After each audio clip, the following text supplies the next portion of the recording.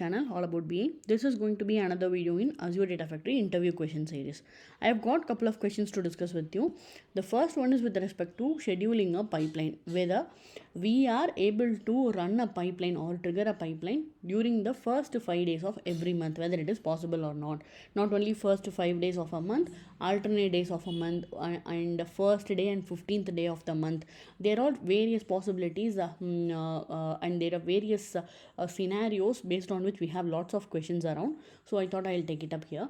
You have option to choose the days in which you want to trigger a pipeline in advanced recurrence option in the schedule trigger. The moment you choose a schedule trigger and choose the recurrence to be monthly, you will have option to choose the days, first day or second day or third day or 15th day. You have the option to do that. It is very easy. So from there you can pick it up. All right. And second question is, how do you do error handling in copy data activity and the data flow activity?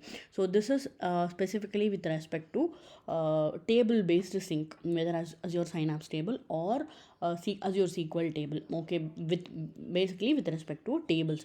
So if you are doing a copy to a table, or if you are using a data flow to copy records to a table, how can you handle errors in between or midway while the records are being copied? Okay, so in under both the activities, data flow as well as copy activity, you have the option to skip incompatible rows with respect to copy activity, and for with respect to data flow activity, you have continue on error. So these two are the key things to note in corresponding activity. Okay, so once you choose skip incompatible rows in copy activity, you will have option to enable logging, in the sense whichever records are skipped, whichever records are erroneous, those will be logged in a file in Azure Blob Storage or Data Lake Storage. That facility you have once you choose skip incompatible rows. Okay, similarly with respect to data flow, you can mention the data flow to continue even though there is an error in between.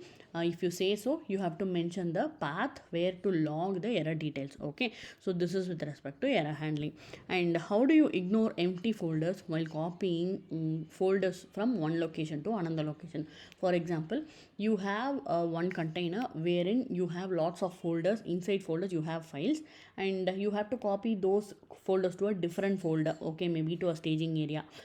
So while doing so, you have to ignore the empty folders automatically without doing much code. Is that possible in Azure Data Factory? Yes, it is possible. In copy activity, if you do not mention the folder level, for example, at a high level, I just mention my container name only, and I leave the folder part as well as the file part. I just mention star in folder part as well as the file part. So copy activity, under source settings, if you mention star and star for folder and file name, it is not going to copy one single folder or single file, but as a whole. Under container, whatever folders you have placed, all those folders will be copied in bulk to the destination, leaving the empty ones automatically. Okay, you need not do a filter, or you need not write a if condition. Nothing you need to do. Just the copy activity itself is able to take care. Okay, just try it out and let me know in case you have any questions. Can you write output of a set variable activity to a file? Often we end up storing some value in a variable using set variable activity. How can we look at the value of the set variable activity after the pipeline is run? Okay, not during debug mode. Debug mode we can obviously see what is happening or what is being assigned to a variable, but after running, if I want to have a look at what was being assigned to the variable, how can I do that? See, normally when you drag and drop a set variable activity, you will not be able to use its output because it doesn't have any output at all. Okay, I'm just connecting these two, and here if I try to point to the output of set variable activity, I will not be able to see here activity output. It just shows you data flow 1. Okay, its output only is being shown. There is no activity output for set variable activity. Okay, so in case you need to write the output of a set variable activity to a different file, how do you do that? That is the question. So normally how do we do that is, you will have a copy activity. Copy activity normally copies from one source to destination. but here it's going to be a dummy source. We have already discussed how to handle a dummy source in a copy activity in one of our videos. Okay, the copy activity source will be a dummy file. You can just point to a simple dummy file without any records. Okay, in the dummy file you can have an additional column, and that additional column can carry the value of the variable.